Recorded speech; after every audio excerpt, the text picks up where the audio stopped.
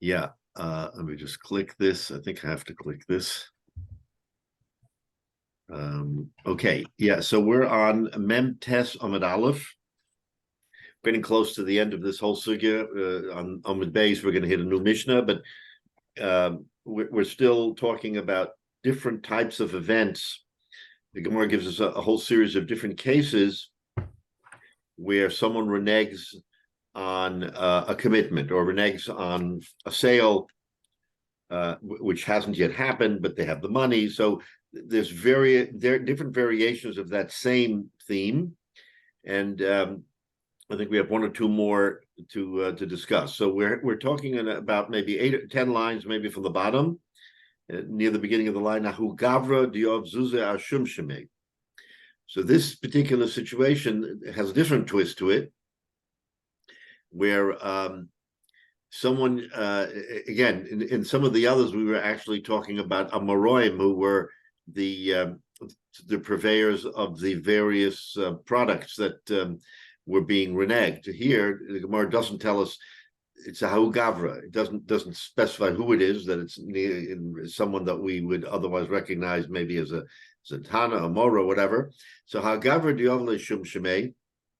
So someone came to a seller of shum shemei. Shum shemei is what we know as sesame, very popular in the Middle East and Eretz Yisrael. So someone gave money as a deposit for shum shemei. And again, like all the other cases, lebesof, at the end of the day, ayaka shum shemei. The shum shemei rose in price, so the amount that he gave him per pound or whatever it was not sufficient. Hadabahu, so the person holding the money, the seller, as it were, returns the money. And he says to the fellow, "Let's be shum shemei. I don't have shum shemei." He didn't say that it went up in price. He says, "I have no shum shemei." Shakol zuzach, take your money. So it's a little bit of a different twist, where he's not saying, "I have it, but I'm not selling it to you because it's too much money or you didn't give me enough." He's saying, "I don't have it." Shakol zuzach, take your money.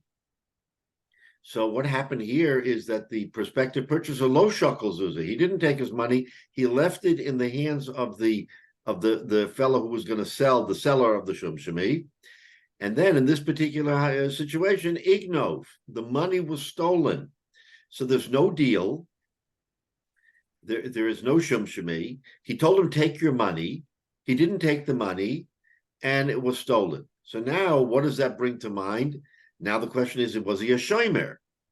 Because if there's no deal and there's no product to be exchanged, then that's over. The only question now is, did his statement of take your money negate any possible shmira, shemachinam, shemasachar, whatever? Is it, or does he still have a category of a shomer? So this is a different twist on the whole story of what we've been saying before. So in other words, we're agreeing that he could give him the money or that he could cancel the deal because he doesn't have any. But the question is whether or not he's a shomer. Also, the Kami de Rava, so they brought the case before Rava. Omralei, so Rava said to them, Kiven de Omra lech shkul zuzach, since he told him, so this is the operative words, he told him, take your money. Because he said, take your money below shaklis, and he didn't take it when he was instructed to, he certainly isn't a shem mesachar because he didn't get paid. I mean, there's no payment to the seller, the prospective seller. So shem mesachar is out of the question. But what about a shem mechinam? You could be a shem mechinam, says the Gemara, ela afilu shem mechinam nami lo hava.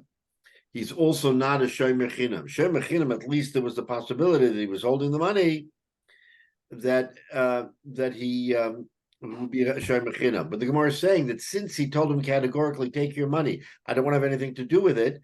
So he's rejecting any possible shmira that he could have, so that you can't. And anyway, a shomer chinam is potter from Geneva anyway. But let's assume there was it's a question of negligence.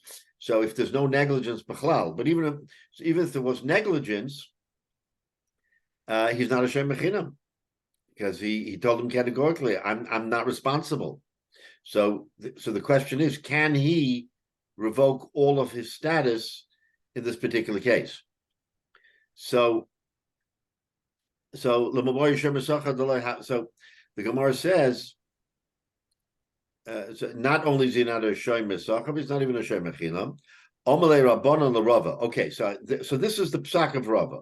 The Rabbanan, however, added a different line, and they said to Rava, "V'haboy lekabla le mishapara." Okay, I get it that you can't make him chayiv because he's not a shomer chinam either. What about mishapara? Remember, our mishapara phrase has to do with reneging on a deal. So that would have nothing to do with whether he was a shomer chinam or shomer sachar. Can you hang around his neck the mishapara because he rejected? In other words, amalahu hachenami. So this is a very interesting exchange. So Rava said hachenami, that yes, that having reneged, they are not. In other words, they didn't remove responsibility entirely, and they're chayiv for a mishapara. What is the point of this mishapara? So let's see. Look at Rashi.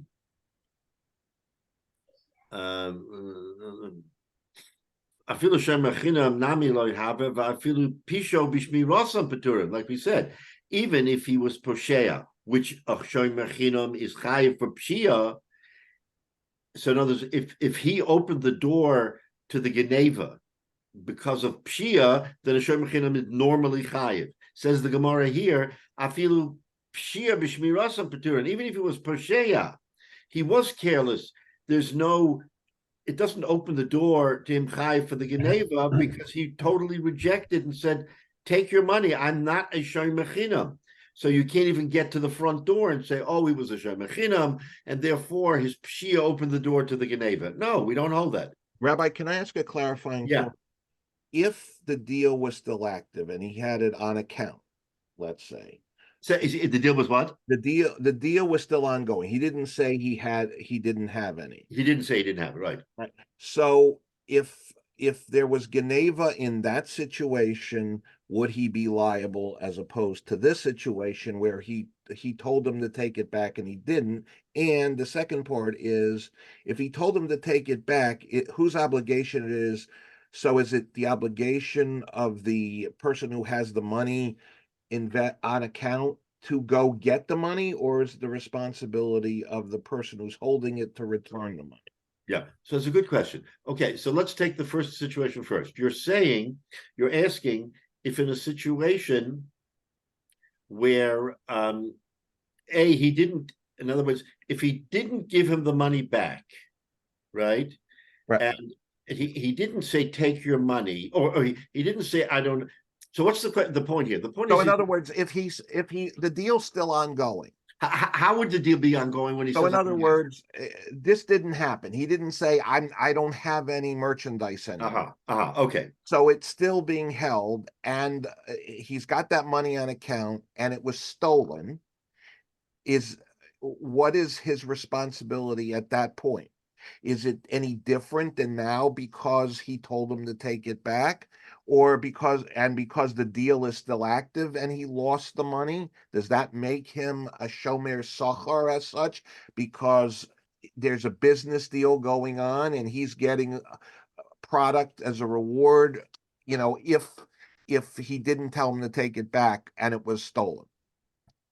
Right. So that's an interesting question, and l'chora the answer would be that he's not a shomer sachar. Because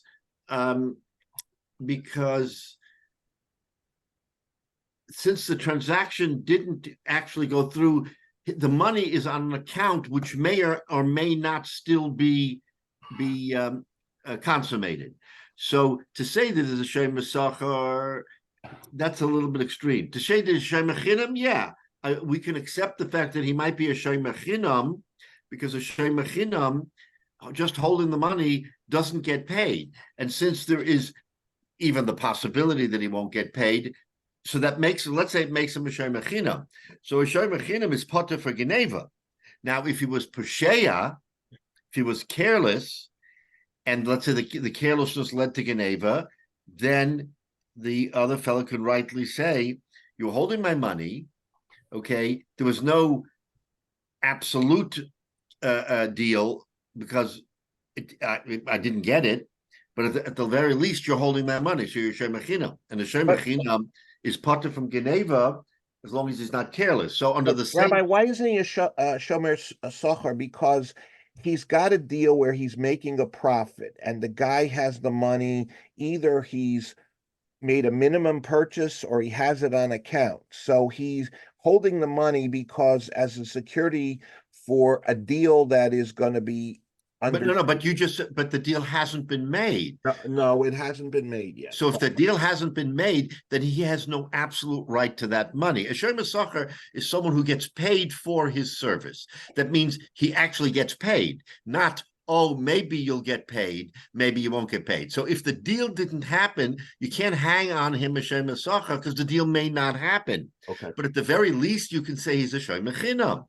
Because he is a shoy mechinam, he's holding the money and he's holding it legitimately. So as a shoy mechinam, if there is pshia, he's chayiv. If there's no pshia, he's not chayiv.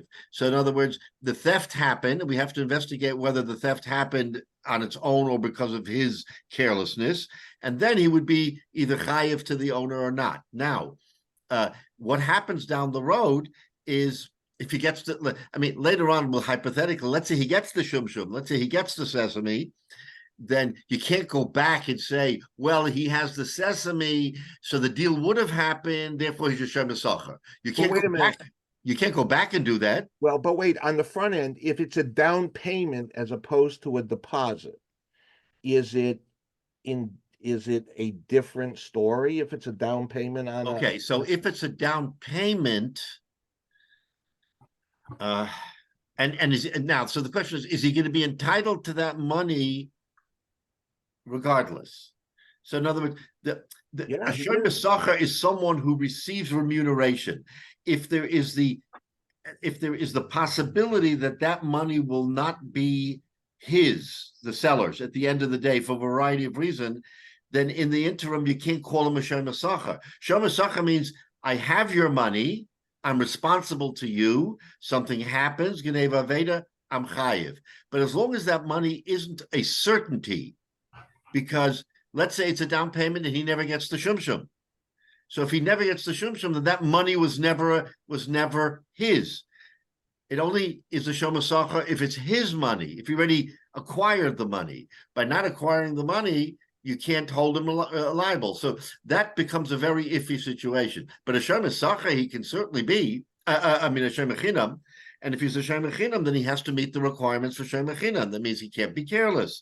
And if he's not careless and it was stolen, then he's potter. If it was carelessness, then he's chayiv. So those are the situations where it might, those facts might dictate a different outcome than we have today. Again, it's the uncertainty of whether or not he will make a deal that defines his characteristics. As long as he doesn't own the money because it's his regardless, he can't be a shoy mesacher. Shoy mesacher is one who gets paid for his service, and you want to say, well, he's paid for a service because he's going to sell him the shumshum, but since the shumshum isn't a certainty, you can't. Now, if you knew it was a certainty, okay, maybe you can call him a shoy mesacher, but there's even the possibility that deal won't go through. Then how can you call him a shoy mesacher? So a shomer socher is really where he's paid to watch it, not where it's incidental that he's watching. Right, but we are extrapolating. We're extrapolating that if it's a sale and the money is his, i.e., he's watching it because you already acquired some of the money because the deal is happening, then we can equate shmira to mechira. We can equate the watching to the sale because they come from the same root. The deal is done. The deal is done. But all right, this is the conversation that's going on is just that You have a blank piece of paper. Somebody gave you the money, and now you're filling in on that paper what he's watching. Is he watching it for a reason, or is he going to make money out of the deal? It's not saying anything what he's doing. Just because he gave him money, how could but presumably they have an understanding in writing or otherwise that he gave him money on account to buy this sesame. So the question is that a done deal? Is it a done deal so that you can qualify him as a shomer socher because he got money for his service? Well, then he is, right? Right, but what happens if there's never shumshum? The shumshum never comes through because he doesn't get it. He has to give him back his money. Was he a shomer socher then? If he held somebody's money and it never materialized into anything, and then it gets lost on his watch or stolen on his watch, why would he be chayiv as a shomer socher? Maybe as a shomer chinam, but not as a shomer socher. What? Then he should be responsible for paying him.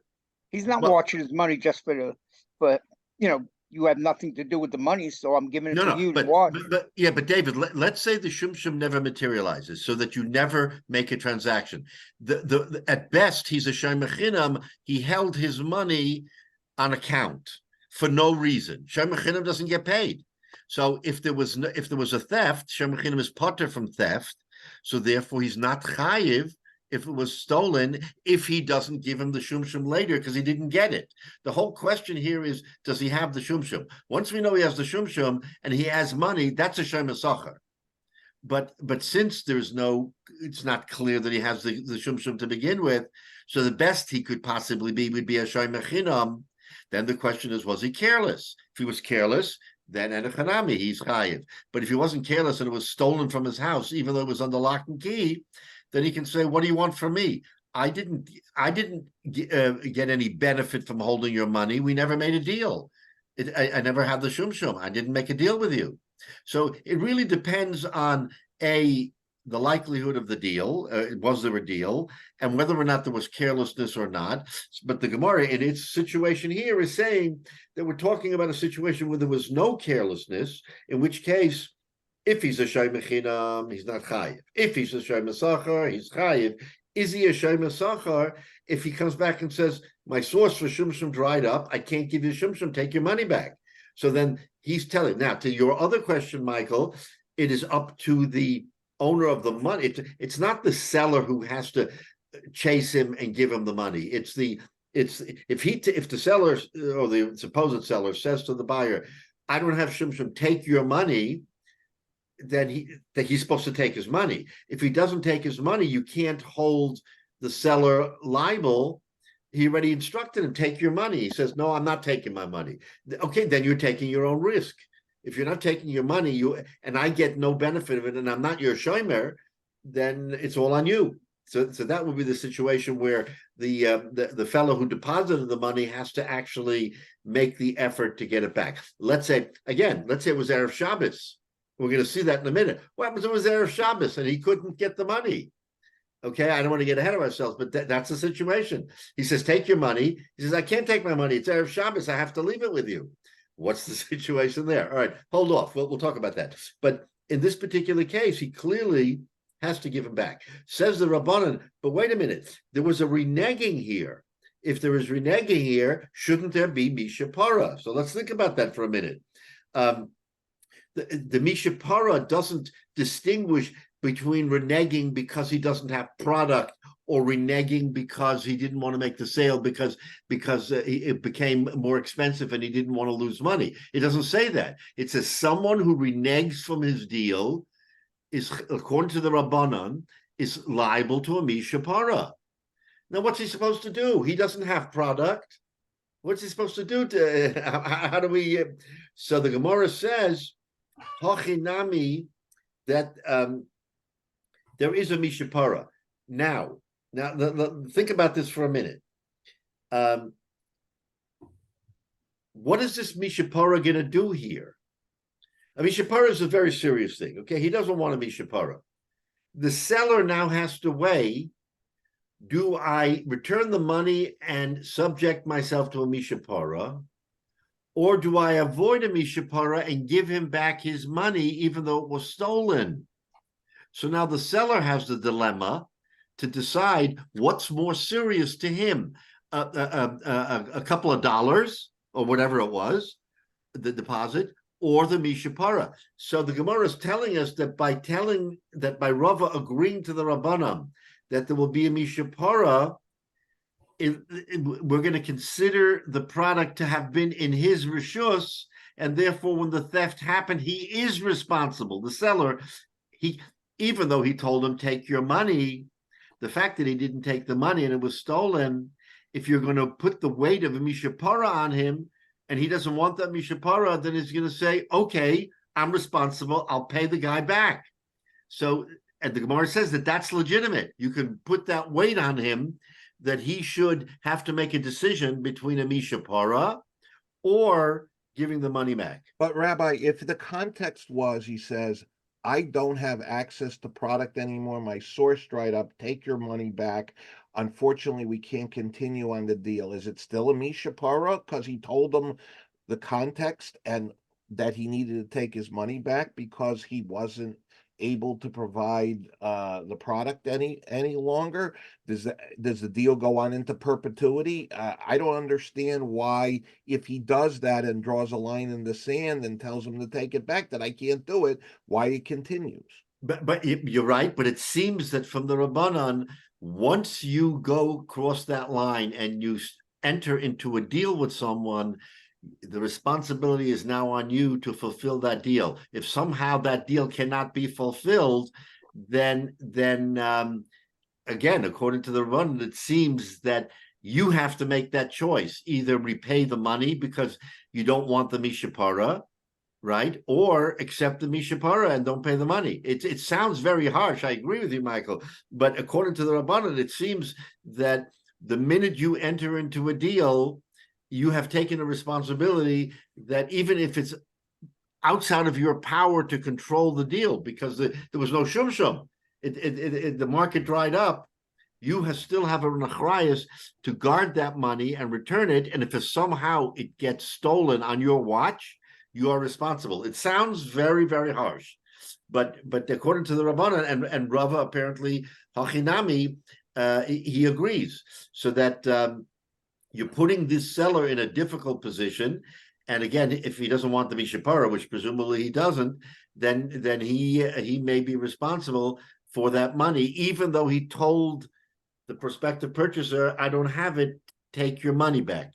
That's a very tough situation to be in. I agree.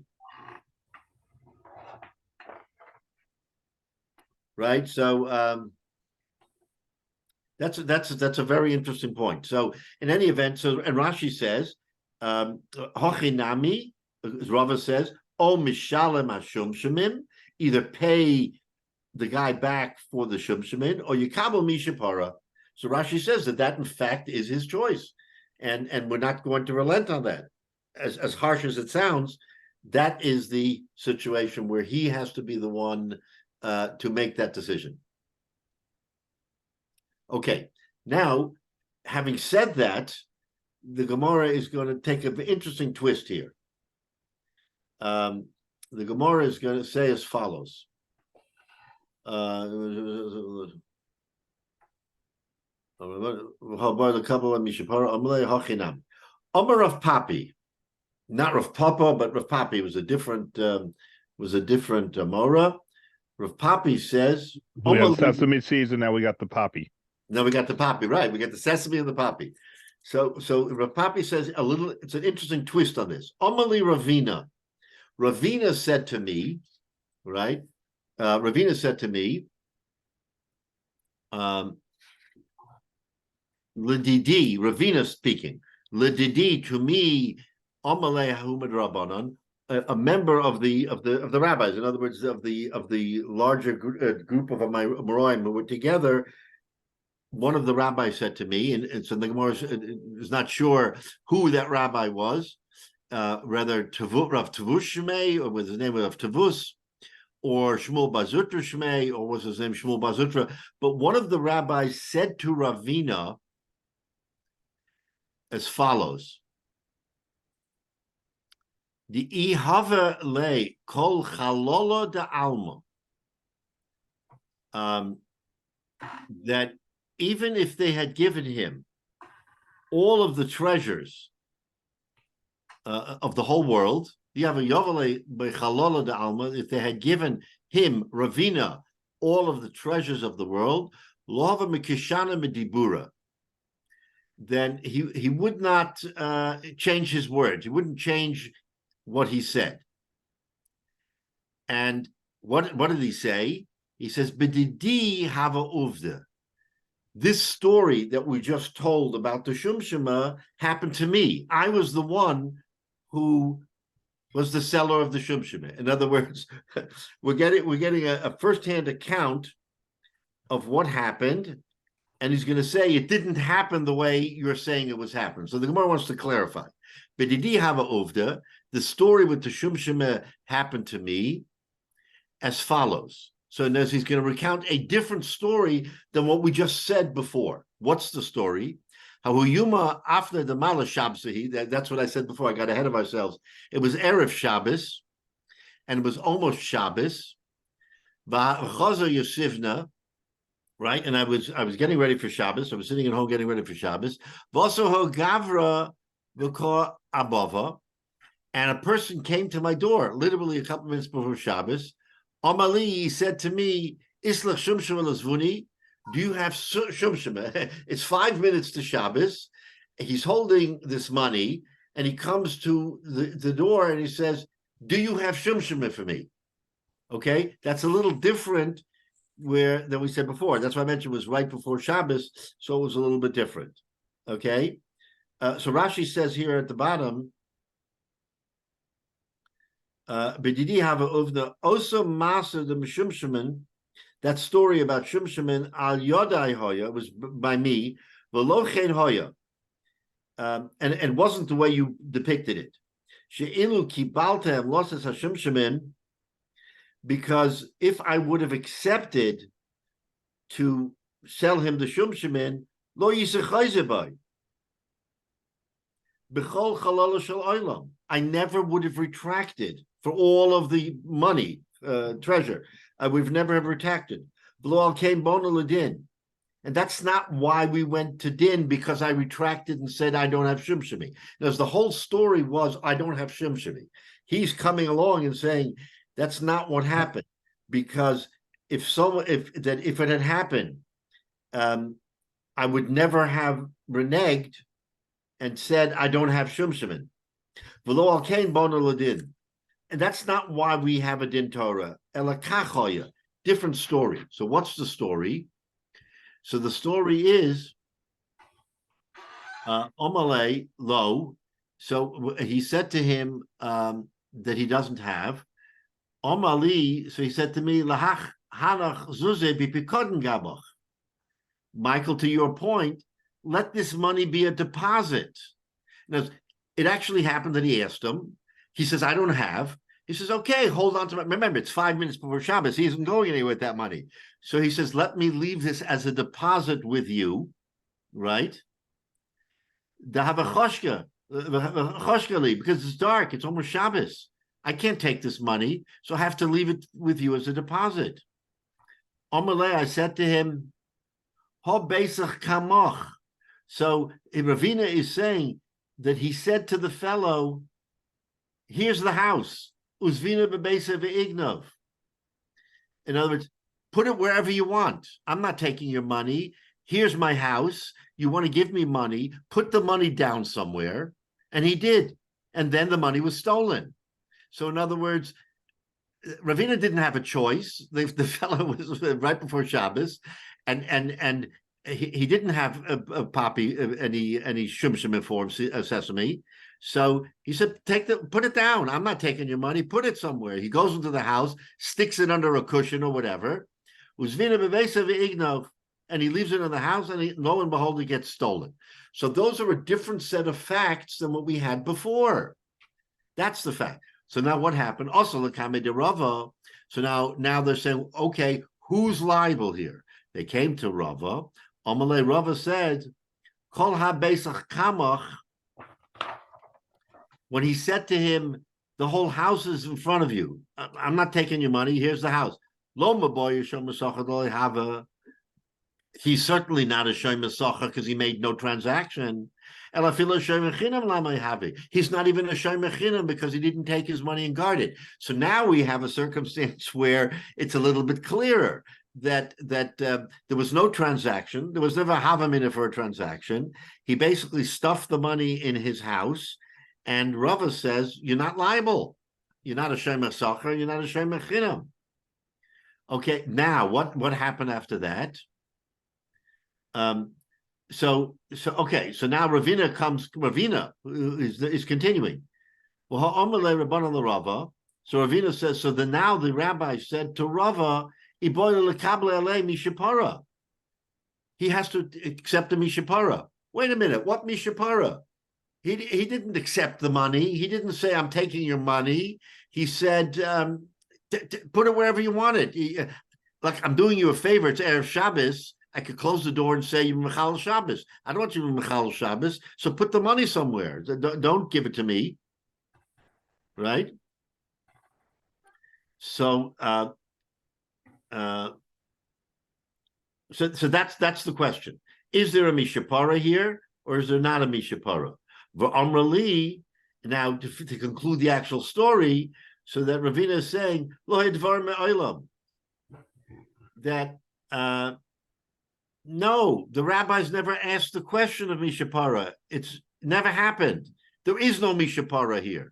In other words, the whole story that there was a mishapara was based on a different set of facts. He said the facts are different, and under these circumstances, how could there be mishapara? I never accepted it. You have to have an acceptance in order to say that I reneged.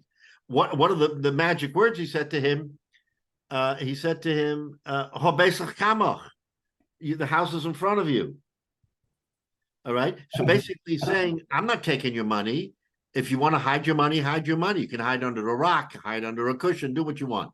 So in other words, there's no raya from here that under that circumstance there would be a mishapara. So our whole discussion before is really very tenuous because in theory, in reality, but certainly in theory, how can you have a mishapara when he didn't accept? In other words, there was no deal. There was nothing that ever happened. You just want to throw a mishapara out there and say the mere fact that he reneged on something that, he didn't renege intentionally because of price or because something else. He made a deal with him, and then he never got the material. That's totally out of. If you say to someone, the price went up and I can't sell it to you, I get it. Now you're already skirting on the issue of being a little bit sketchy, right? Because you don't want to sell it to him because you want to make more money, says the Rabbanan. You know what? That's liable to mishapara. You shouldn't do that. But if I'm going to tell you, I'm going to sell you this material, but I never got the material because the market for shumshimi dried up. There was never shumshimi. How can you put it on me that I should be chayiv to give you, replace your money when I wouldn't otherwise be, or get a mishapara? I didn't do a thing. I was trying to make a deal, but it was totally, it's not that I made the retraction, it never happened. There was no shumshimi. So now in the second version, that all goes away because it has nothing to do with that. So he said that there was never such a question about a mishapara. Again, a mishapara is a very serious thing. So when a person, let's say, has a choice between a mishapara or taking a few bucks and giving it to the fellow because he doesn't, even though he says, I'm not really liable, but I'm going to give you this money because I want to avoid a mishapara, then you know how serious the mishapara is. But in this particular case, the Gemara says there was no mishapara. All right. Says Rashi, Amalei va'amalei Rabbanan l'Rava Ravina Oma. Ravina is the one who's commenting Lahaimil. So he's saying this story. Amarta lo lahumar Rabbanan. So Ravina said to one of the rabbis that was midrabanan, Heicha amret alav chazos mekachamemkahu v'amalei Rabbanan l'Rava. How can you say that his response was there's no deal? The rabbi said the rabbi said that there's a mishapara. Therefore, we have to answer that Lohir Devarim Ha'olam, the rabbis never said there was a mishapara in this particular situation. Okay, so it's a little bit of a different exchange, very interesting. And I think that sort of ends all of the examples that we gave about Mishapara and selling and all of that.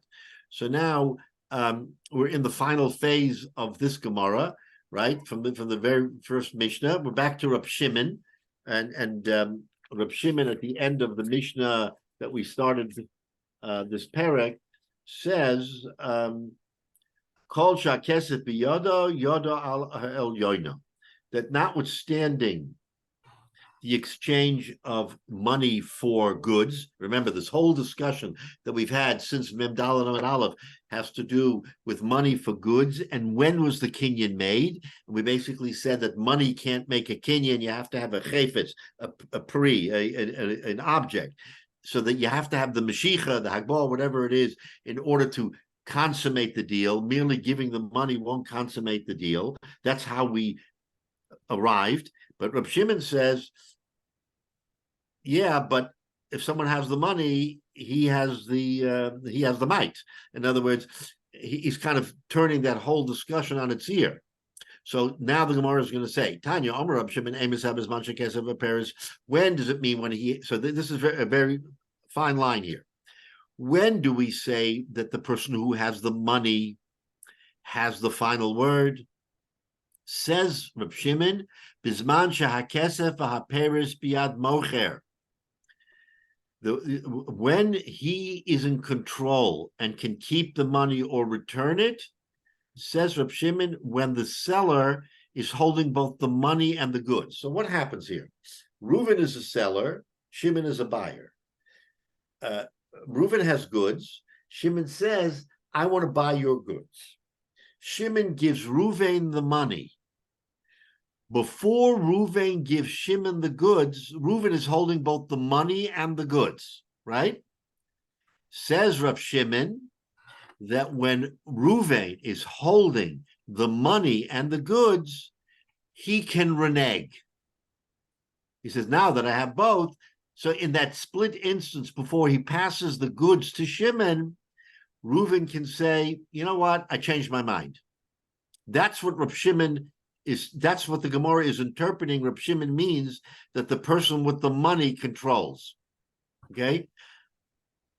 But, says the Gemara, Avol kesef biad mocher, if the kesef is in the hands of the seller, Paris biad lokeach, ein yochel lachtabo, mi pnei shekaspa biyado. Now, okay, so pay attention to what the Gemara just said here. What is the case? The case that we want to elaborate on is that Reuven has goods. He gives the goods to he gets the money from Shimon, he gives the goods to Shimon, and the deal is over. That's what you think is going to happen. Look what the Gemara says. Avol kesef biyad mocher. If the kesef is in the hands of the mocher, that means he hasn't made the sale yet, right? Because the kesef is just in his hands. Uperis biyad lokeach, and the fruit, the object, is in the hands of the lokeach. So he has just transacted a deal, right? Because we started off by saying that Reuven has the goods. Now we're saying that Reuven has the money. The mocher has the money, and the peiros is in the lokeach. So l'chayra, there's a deal, right? The exchange has been made. Says the Gemara, Eina yochel lachzer bo, then Reuven, the seller, can no longer retract, mipnei shekaspo biyado, because the kesef is in his hand. Whose hand? You think it's the hand of the mocher, right? Because he just got the money. But that's not the case. According to the interpretation that we're going to say, Bisman sha'kesef uperes biyad ha'mocher diyochel mocher lachzabo de'ukmi rabbanan b'rshusei lachazara kechet little v'litzel. Now look at the next Rashi. Mipnei shekaspo biyado mashme shalokeach kibel kvar kaspo. It means that the lokeach got the money. How can that be? The lokeach starts with the money. Once he transfers the money to the mocher and he has the goods, he no longer has the money. But Rashi is saying he still has the money. Look at the Rashi. Mipnei shekaspo biyado, mashma shahalokeach, the buyer, kibil kvar kaspo. He still has the money. So that's so what's going on here? So l'chayra, so now let's go back and look at the Gemara. That if the money is in the hands of the seller, Reb Shimon says he can retract. But if the kesef is in the hands of the seller, upeirus biad lokeach, and that means the exchange was made, eine yochel lachzabo, he can't retract. Comma, why can't you retract? Mipnei shekaspo biyado. And Rashi is saying that kaspa biyado means that the money is in the hands of lokeach, but it is not. It's the goods that's in the hands of the lokeach. How can Rashi say the money is in the hands of lokeach? We understand the ambiguity here. This whole thing doesn't make sense, because if the money already exchanged into the hand of the seller and the product in the hand of the buyer, then the seller no longer can renege because he has the money, and the other fellow made a mashicha and he has the goods. But if the kesef is in the hands of the seller and the peiros in the hands of the buyer, then you can no longer renege, which makes sense. But it doesn't make sense to say that the money is in the hands of the buyer, because the buyer already gave the money to the seller. But Rashi is saying, if they should kaspo biyodo, we think that means kaspo biyodo means in the hands of the mocher. Rashi is saying, no, it means in the hands of the lokeach, that he has the money. So again, there's a certain ambiguity here in the language of the Gemara. It's the language of the Gemara that's creating the ambiguity. And so we can ask the question, Pshita. Of course, says Rashi, Shahara Mishicha Yesh Va'afilu Rabbanan Modeh. Even the rabbis who say that the Mishicha is midrabbana, not midoraisa, they will admit that once the Mashiach happened and the mocher has it, that you can't renege. So how can you tell me that the mocher is still holding the money in his hands? He's not holding the money in his hands. He just made a Mashiach, and he has the goods, not the money. So this whole Gemara doesn't make sense, is what the Gemara is saying. This reminds me a little different, but there's a certain similarity here. When Yosef's brothers came down to buy grain, and they paid the money, they got the grain, they left, and they found the money in the top of their sacks of grain. Right. So they're exactly right. So there's kind of like a play on hand going over here because he still has the money, right? So the whole thing. So what is the Gemara saying? He's saying, in other words, the kasha is pshita. Of course, there was a mashicha. So we have to clarify what the Gemara means. Omar Rava. So now Rava comes and says, Hachamaya skinan. You know what the Gemara is talking about? Okay, here's the facts. Kugon. So in order to understand what the Gemara means that the money is still in his hand, because we're saying that the money is in the hands of the lokeach, who started out with the money and it's still in his hands. So the Gemara says as follows. This is what happened. All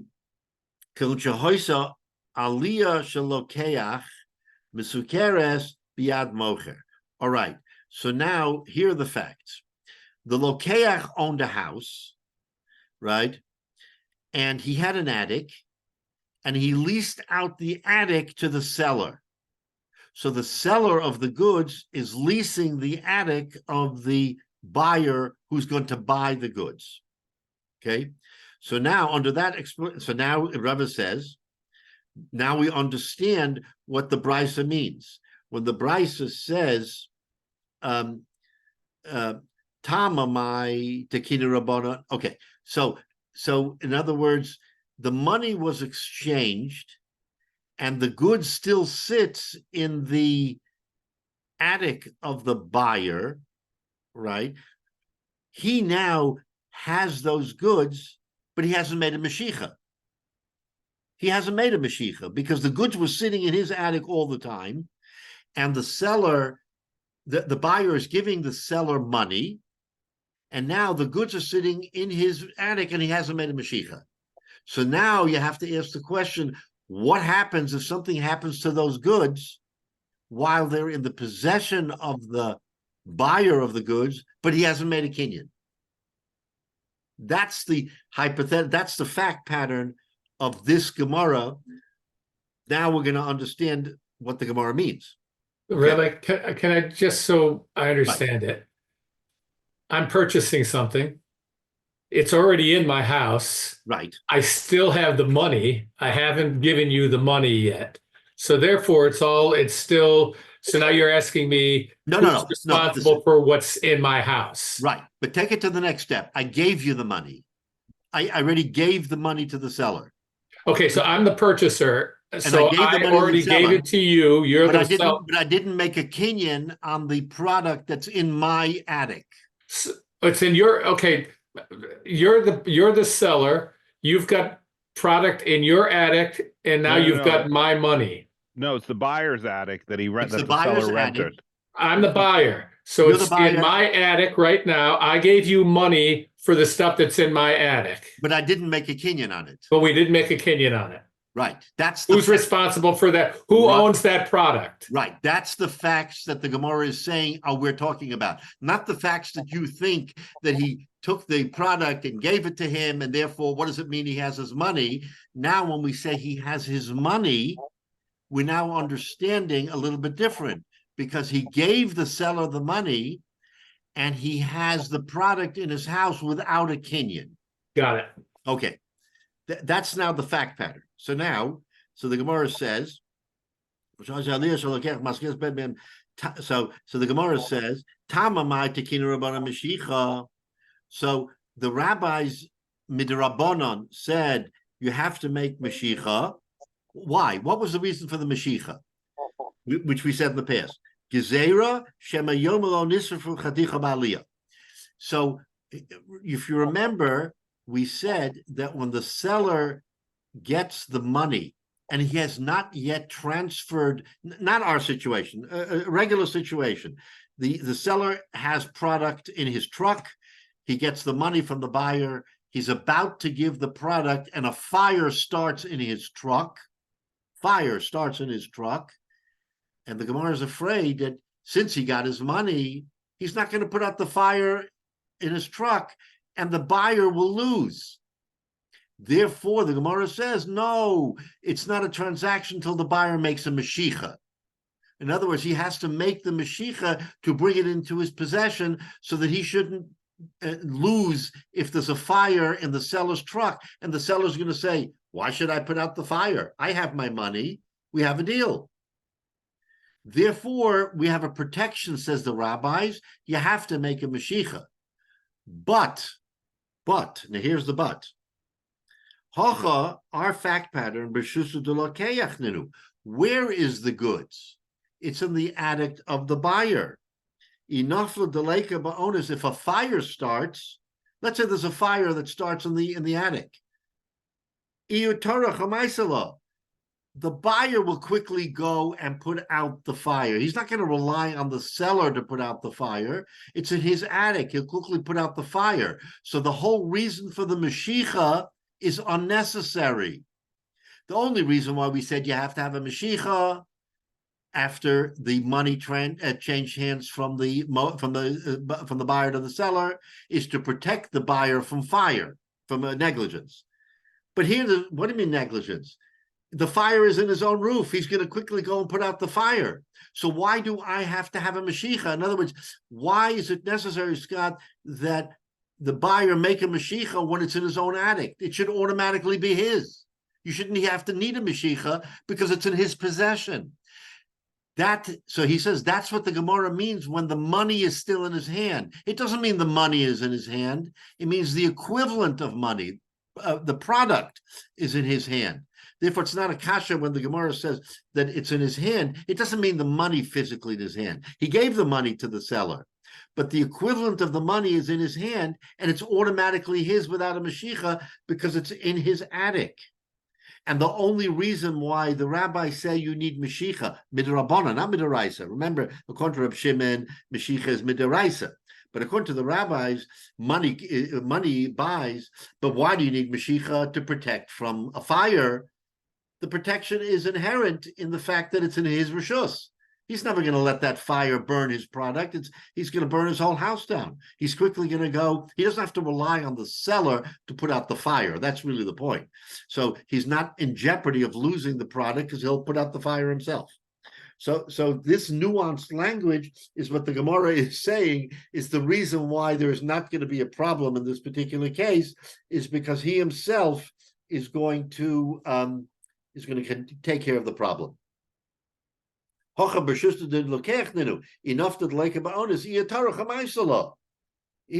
himself will take it upon himself. So therefore, again, this discussion now is between Reb Shimon and the Tanakama. Reb Shimon says that kesef kone, and the rabbis say Mashiach kone. In other words, but Mashiach is midrabanan. Why is it midrabanan? Because of the possibility of fire. But in this particular case, the rabbis are going to agree with Reb Shimon that money is kone because the buyer doesn't need to make a Mashiach to protect his own interest.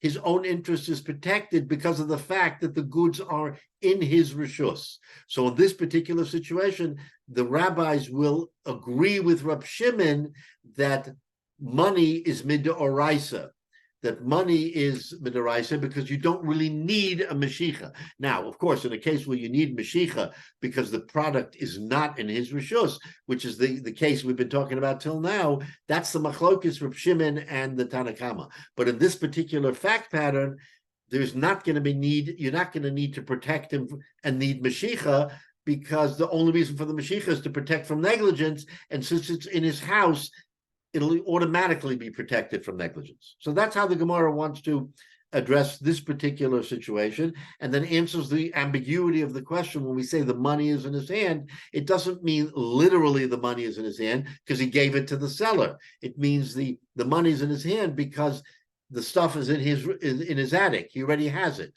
So it's as if it's in his hand. Okay. All right. So now we're up to the very final little piece before the Mishnah. Okay, we have one more circumstance the Gemara tells us about. Who gavra diyav zuzah achamra. A person was buying wine from another person. He gave him money for the wine. L'sov shema de koboy lemnisve de be parza rufla. Okay, so in those days, everything was under the control of the local authorities. So he heard that the local authorities were going to requisition and take all the wine. So here he's buying wine from this other fellow, and then he hears, the wine is going to be taken. So now it's a reverse situation. The buyer goes to the seller and he says, give me my money. Lo be'ina chamra. I don't want the wine. Why doesn't he want the wine? Because he hears the wine is going to be taken. So he says, let me get ahead of the game and let me go back and get my money because I left the money with him. And if he doesn't, what situation do we have? The situation we just said before, where the Shum Shemei fellow said, there's no Shum Shemei. The Shum Shemei market dried up. That would be the same with the wine market. So he wants to get one step ahead of the game in this circumstance, and he goes to the seller and he says, I'm retracting my deal. So what do you think? Up till now, it's the seller who's been retracting. Now we have a situation where the buyer is retracting. Do you think he should be accorded the same niceties that the seller? So they came before Chisda and they wanted a psak. What do we do here? The seller says, I didn't back out. In other words, the seller may or may not have known that it was going to be requisition. So he says, when I get the wine, I'll give it to you. But the buyer's the one who heard that it was going to be taken by the local authorities. So he wants to, so he comes to Rav Chisda, Amalei. So Rav Chisda says, Kederach shetiknu meshicha b'moichrin, the same halacha that we said with regard to a seller, that you need meshicha. What does it mean you need meshicha? That the buyer has to make meshicha before the deal closes, right? That's the classic case. We're not talking about the in the cellar. I mean, in the attic, the case we just said. We're talking about a classic case where you put down the money, and the seller has the money, but the buyer doesn't have the product. He didn't make meshicha. So Rav Chisda says, just like you need meshicha in the case where the seller renounces, kachtikna meshicha balakuchos, I hold the same halacha that you need meshicha when the buyer reneges. In other words, he's saying that the buyer and the seller should be equivalent. Therefore, he's allowed to ask for his money back, and there's no mishapara, there's nothing here, because basically he's saying, no transaction happened. It's not as if, again, we're making a distinction between, I don't want to sell it to you because I want to make more money, right? Price goes up. Or I don't want to sell it to you because I have no product.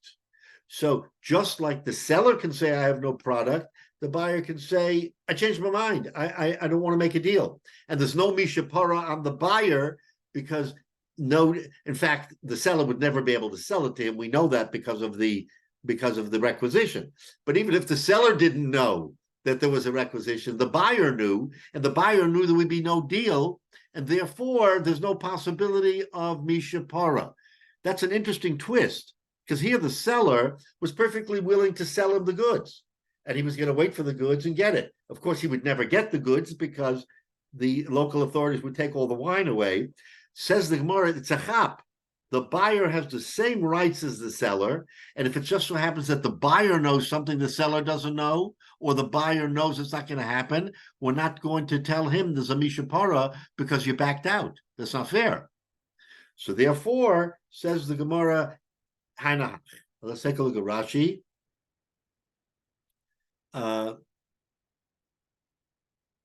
So I have to go back to the Rashi. Buskeres biad moicher, v'hava peris menachem biad olokeach. This is about the where it's in on his attic. Peris menachem biad alokeach. The peris are with the lokeach. V'lo shetikna lo chatzira benesios hamos. The kivin shekibel the kibel aschar nikta hamakam lemocher kol yemei aschirus v'chatzera shel mocher here. So in other words, according to the view of the rabbis, what happened in that particular case is that once the seller got the money, even though the product was in the attic of the buyer, right? He was not koneh. According to the rabbis, you still need Mashiach. So again,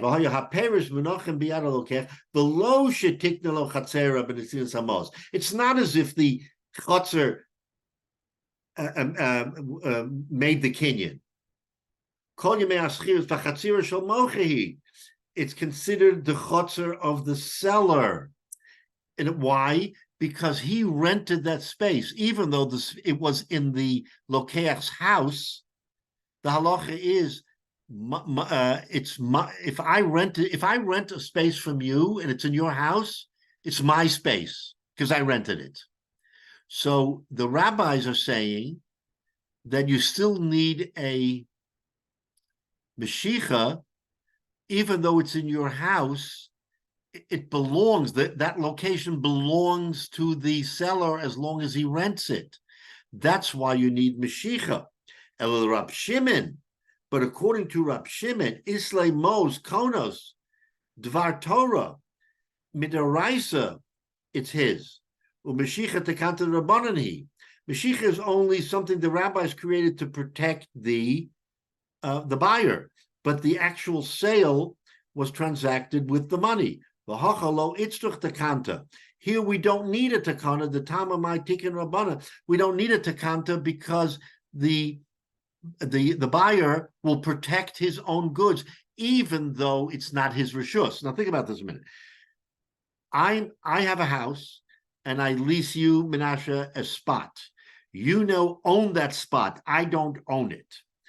Midrabanan, I still have to be protected because it's not mine. I leased it to you. Therefore, we need to protect the buyer. But according to Reb Shimon says money is midoraisa.